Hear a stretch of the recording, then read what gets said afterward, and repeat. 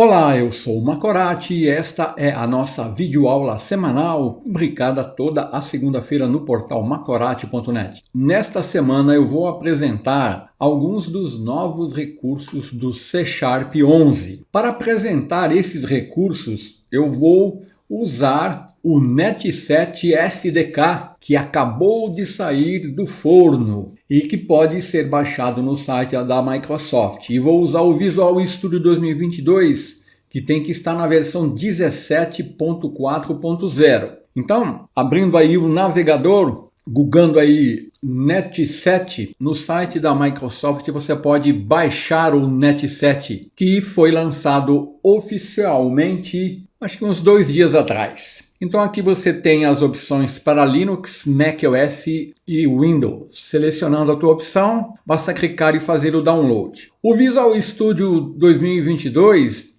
ele tem que ser atualizado para a versão 17.4.0 para poder usar o Net7. No site da Microsoft, você acessando a página Visual Studio, você tem um link aqui, ó, Visual Studio gratuito. E aqui você pode fazer o download do Visual Studio Community, que é um download gratuito. Após fazer o download, verifique se você não precisa atualizar a versão para a versão 17.4.0, que é compatível com o Net7. Então, eu gravei essa aula logo após atualizar o Net7 e o Visual Studio 2022. Aí eu percebi que o meu Visual Studio está apresentando algumas mensagens de alerta relacionadas aos analisadores de código. E também parece que o IntelliSense não está funcionando corretamente. Mas mesmo assim nós vamos continuar. Então eu vou iniciar apresentando o novo recurso do C# 11, que é chamado de Raw String Literal, ou literal de string bruta, numa tradução livre, né? Então, o que é esse recurso? Uma literal string bruta é um tipo especial de literal, que é uma literal de string, né? Que pode ser identificado por 3 aspas duplas no início e outras 3 aspas duplas no final da literal de string, como eu estou mostrando aqui, ó. Aqui eu defini uma literal de string, ó, 3 aspas duplas no início, 3 aspas duplas no final. Dentro dessas aspas duplas, as aspas simples, elas são consideradas conteúdo. Então aqui, ó, o uso da aspas duplas aqui dentro dessas 3 aspas duplas vai ser considerada como uma aspa normal. Então, se eu tiver presente no conjunto de uma literal string aspas, ela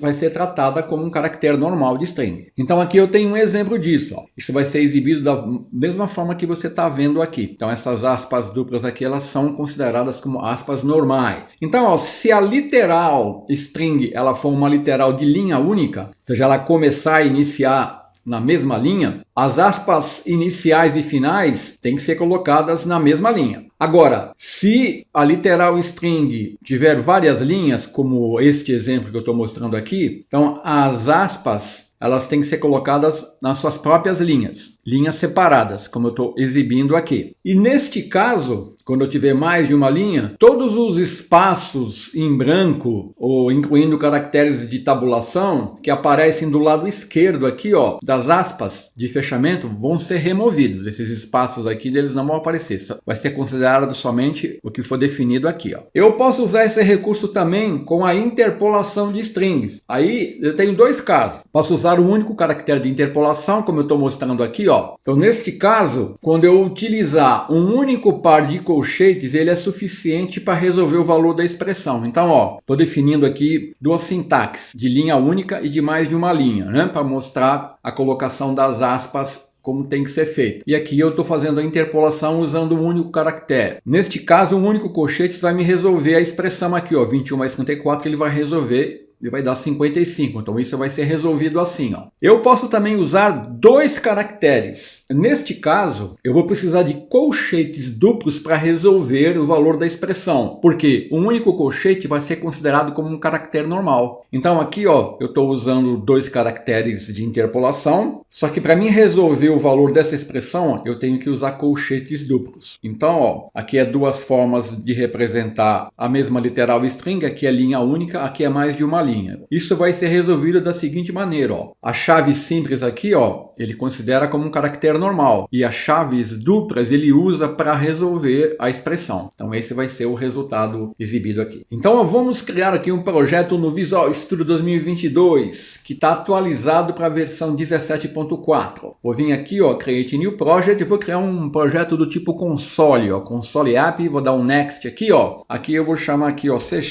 11 novidades. Vou colocar o caractere 1 aqui, porque eu não sei se eu já tenho um projeto com esse nome aqui. Vou dar um next. Olha aqui agora, ó. Eu já tenho acesso ao Net7 no suporte Standard Term Support, né? Ou seja, eu tenho 18 meses de suporte no Net7, enquanto que o Net6 eu tenho um Long Term Support. Então, ó, selecionando o Net7, eu vou clicar em Create, ele vai me criar aqui o projeto console, que eu vou usar para mostrar esse recurso. Então, se vocês verem umas mensagens aqui, ó, como está aparecendo aqui, ó, eu ainda não resolvi isso, eu vou deixar assim, tá? Então, vamos ver aqui esse recurso funcionando. Por exemplo, ó, vou criar aqui uma literal 1. Então eu vou dar 1, 2, 3, ó. Ele já me identifica que eu estou criando uma literal string e aí eu posso definir uma string aqui. Isto é uma home string literal. Então, ó, o IntelliSense aqui não está funcionando. Ó. Você dá um CW tab, ó, ele não está legal. Então, eu vou contornar esses problemas assim. Ó. Então, aqui eu vou exibir o resultado, né, só para a gente ver. Então, aqui ó, é um exemplo de string literal bruta na mesma linha. Aqui, ó, se eu colocar aspas duplas aqui dentro, ó, ele vai ser considerado como um caractere normal. Então, ó, se eu executar isso aqui, ó, eu vou ter esse resultado aqui, ó. Olha lá, ó. Tá vendo as aspas duplas? Se eu quiser resolver isso em mais de uma linha, por exemplo, vamos supor que agora eu vou criar um literal 2 aqui, ó. 1, 2, 3, só que eu vou usar mais de uma linha. Então, ó, eu tenho que definir isso. Sabe que ele coloca uma barrinha ali, ó, indicando a partir de onde ele vai considerar os espaços. Então, esses espaços laterais aqui serão removidos. Então, ele só considera aqui. Então, aqui eu vou definir a seguinte string literal, ó. Vamos supor que eu quero exibir esse JSON aqui, ó. Nome, 2 pontos, aspas duplas. Vou colocar aqui, ó, Macorati, vírgula, país, Brasil. Pronto. Então agora eu vou exibir esse resultado aqui, ó. Então você vai perceber que esses espaços aqui não serão considerados, somente esses aqui. E aqui, ó, observe que essas aspas duplas, elas vão ser resolvidas como um caractere normal, ó. Aqui também. Então executando, eu vou ter o seguinte resultado. Olha aqui, ó. Tá aqui, ó. Percebeu que os espaços aqui, eles foram removidos? Quando eu quiser usar uma interpolação, eu tenho dois casos, como foi dito, né? O primeiro caso, ele vai ser definido, vou usar aqui literal 3,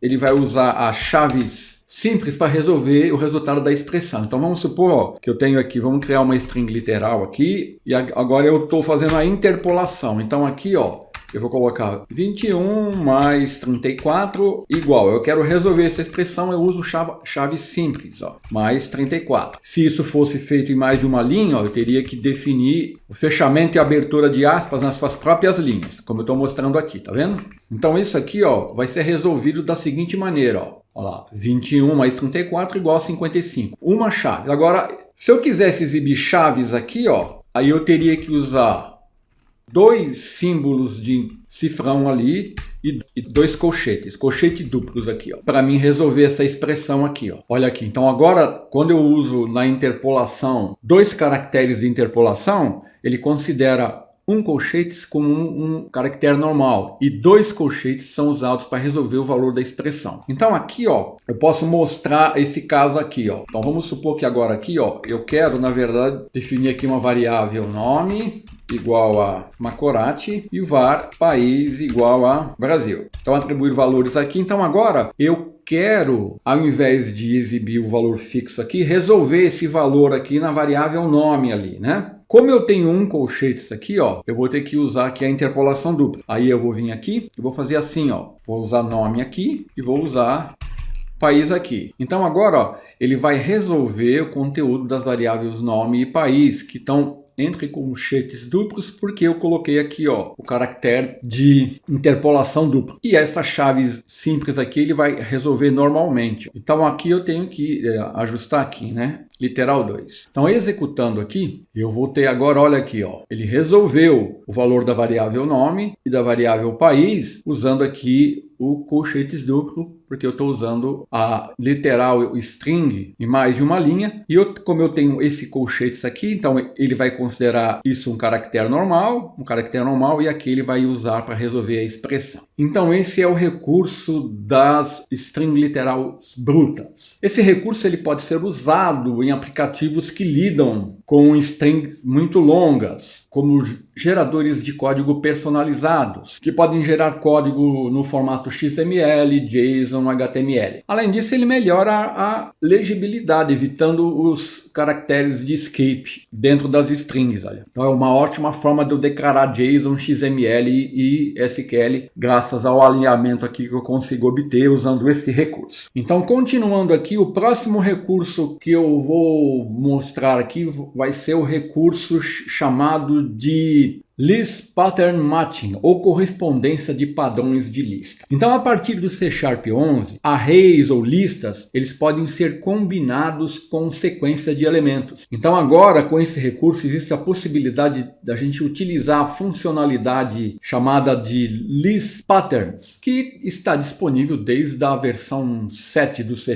para simplificar a manipulação de arrays e listas. Então, existem 3 maneiras diferentes de correspondências de padrão de lista que eu vou mostrar aqui. Ó. A primeira é o Discard Pattern, ou padrão descartar. Neste caso, esse padrão ele pode ser utilizado, ele usa aqui o underline, ó, e ele pode ser usado para referenciar um único elemento de um array ou de um list. O outro padrão é o Range Pattern, ou padrão de intervalo, que usa os 2 pontos e permite referenciar 0 ou mais elementos. E o terceiro padrão é o Var Pattern, ou padrão de var. Ele pode ser usado para um novo array ou um list, num processo chamado de fatiamento. Então agora eu vou mostrar cada um dessas formas de correspondências de padrão de lista, que é um novo recurso do C# 11. Então eu vou voltar aqui ao nosso projeto. Ó. Se eu fechar esses zeros aqui, eles continuam aparecendo, tá vendo? Então não vou nem me importar com isso. Vamos remover todo esse código aqui. Como eu tô sem IntelliSense aqui, eu vou copiar e colar, tá? Para mostrar o recurso. Depois eu vou ver o que eu vou ter que fazer para resolver esse problema aqui da atualização do Visual Studio. Então vamos iniciar com o padrão discard. O padrão discard ele é útil para mim combinar um ou mais elementos de uma sequência. O único detalhe é que eu tenho que saber o tamanho da sequência. Então vamos supor que eu tenho aqui um array de números, que eu estou definindo aqui como 1, 2, 3, 5 e 8, um array de inteiros. E digamos que eu quero descobrir se o número 1 está presente na primeira posição numa sequência de 5 elementos. Como que eu vou fazer isso usando o padrão discard? Posso fazer assim, ó, eu vou definir aqui uma variável boolean como false, e aqui, ó, eu vou usar a palavra-chave is, ó. Então eu vou fazer assim, ó, eu vou receber em resultado o meu array, e aqui, ó, essa palavra-chave is, o que ela faz? Ela vai verificar se um objeto é compatível com um determinado tipo. E a partir do C# 7, ela também pode ser usada como eu estou fazendo aqui. Ela vai testar uma expressão contra um padrão. Ó, o meu padrão aqui, ó. E o resultado da avaliação vai ser um booleano. Então isso aqui eu vou receber em resultado aqui, ó, se isso é verdadeiro ou falso. Ele está comparando um padrão, tá? No meu caso aqui, o padrão discard. Aqui eu estou querendo verificar se o número 1 está presente na primeira posição. Então eu vou ter que verificar o que aqui, ó, o tamanho e a posição. Neste caso, ó, 1, 2, 3, 4, 5, ó, 1, 2, 3, 4, ele tem o mesmo tamanho e a posição está batendo. Então nesse caso, ó, tamanho e posição correspondem. Então aqui, se eu exibir o console write line aqui, ó, eu vou ter true. Então agora vamos ver um caso de false, ó. Esse aqui seria um caso de false. Eu estou comparando o padrão, ó, 1, 2, 3, 4, 5, o tamanho corresponde, mas a posição, ó, do 3 não corresponde, ó. Ele está aqui na 4ª posição, enquanto o valor dele correto seria na 3ª posição. Então aqui o resultado vai ser false. E mais um exemplo onde nós podemos comparar usando o padrão tamanho e posição. Aqui, ó, o tamanho corresponde, mas as posições do 2, ó, e do 3 não correspondem. Então aqui vai ser false. Então se eu executar isso, eu vou ter o seguinte resultado, ó, verdadeiro, porque tamanho e posição corresponde, false e false. Então este é um exemplo de uso do padrão discard, ou descarte, né? Então o único problema desse padrão é que você precisa saber o tamanho da sequência aqui, né? Com qual você está comparando. Ó. Senão você vai sempre retornar false. Ele vai sempre retornar false. Então esse seria aqui, ó, o padrão discard. Então vamos ver agora o padrão range. O padrão range, ele pode ser usado se eu não conhecer o tamanho da sequência. Então é o padrão de intervalo, é range. Então nesse padrão eu uso os dois pontos para especificar que qualquer elemento pode estar presente no lugar desses dois pontos. Então vamos ver um exemplo. Olha. Então eu vou definir aqui, ó, uma comparação usando o padrão range. Então eu estou verificando se minha sequência termina com 8. Como termina com 8, e esses dois pontos representam os demais elementos da sequência, isso vai retornar true. Então, aqui, ó, ele termina com 8, então se eu mandar exibir o resultado aqui, console writeLine aqui, ó, ele vai retornar true. Agora vamos ver um caso que retorne false, por exemplo, esse caso aqui, ó. Aqui eu estou combinando os dois padrões, ó. Qualquer elemento, estou colocando 3 aqui e aqui está representando o último elemento da sequência. Então, 3 aqui seria o penúltimo. No caso aqui, ó, 3 ele não é o penúltimo elemento da sequência, então isso vai ser false. E um outro exemplo, para ilustrar, seria esse aqui, ó. Então aqui eu estou usando a minha sequência para comparar aqui com a minha sequência padrão. Ela inicia com 1, termina com 8. E aqui estou representando os demais elementos usando o padrão range. Neste caso, vai retornar true, porque ó, ela inicia com 1 e termina com 8. Executando aqui, ó, eu vou ter ó, true, false e true.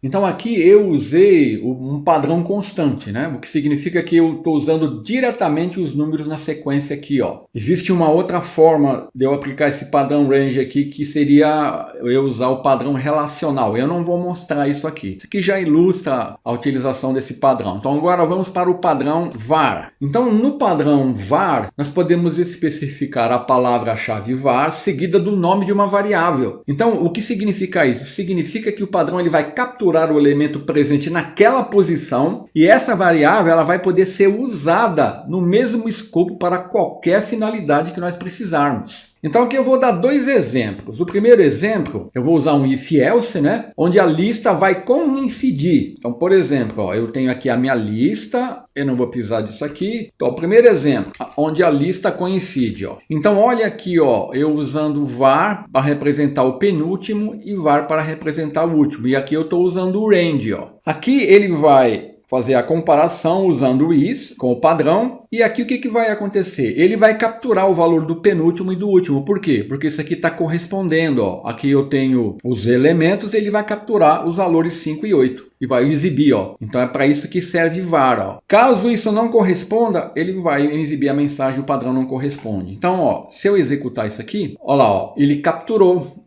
Por quê? Ele fez a comparação, viu que corresponde, então ele obteve aqui, ó, usando o padrão, capturando os valores aqui da minha sequência e exibindo aqui, ó, conforme eu estou mostrando no código. Então, esse seria um exemplo onde o padrão corresponde. Vamos ver um exemplo agora onde o padrão não corresponde. Então, para isso, ó, eu vou definir um outro if-else aqui, ó, e agora eu estou definindo uma outra lista com um único elemento. E eu estou comparando, ó, usando o operador is. Aqui, obviamente, isso aqui não vai corresponder, né? Porque, ó, tem primeiro e segundo e aqui eu só tenho um elemento. Então, isso aqui, ó, não vai ser resolvido. Ele vai me dar essa mensagem aqui, ó. O padrão não corresponde. O primeiro correspondeu e o segundo não correspondeu. Aqui, para corresponder, eu teria que pelo menos fazer assim, né, ó. Olha lá, aí correspondeu, eu tenho o primeiro e o segundo. Aqui os demais estariam vazios, né? Então aqui na minha lista, a partir de 2 elementos, isso aqui iria corresponder. Ó. Aqui representa os demais elementos, que no caso aqui pode ser 1 ou 2 ou mais. Então esse é um exemplo do padrão var, um exemplo de correspondência e de não correspondência, para você perceber como que ele funciona. Então, dessa forma, esse recurso aqui de correspondência de padrões de lista, ele pode ser útil para comparar os dados de arquivos de extração, como no formato CSV ou outros formatos. Ou quando você tem que obter dados de arquivos de comprimento de tamanho fixo, extração de dados de listas. Então era isso essa semana. Na semana que vem nós continuamos, se Deus quiser.